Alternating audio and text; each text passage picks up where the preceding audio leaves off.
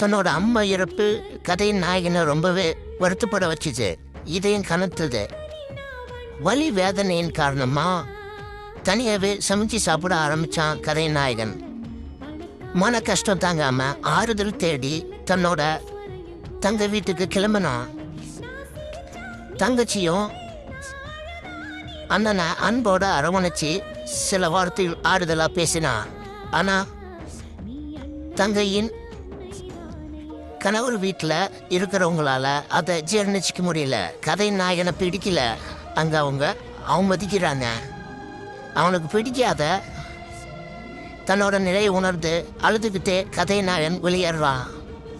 ரொம்ப கஷ்டமான இருந்தது. இந்த மாதிரி நம்ம வாழ்க்கையில் சிலருக்கு நடந்திருக்கும். நடந்திருந்தா கமெண்ட் பண்ணுங்க நண்பர்களே. இந்த கதையை கண்டிப்பாக பாருங்கள். இது நம்மளோட வாழ்க்கையில் நிறைய பேத்துக்கு நடந்துட்டு தான் இருக்குது.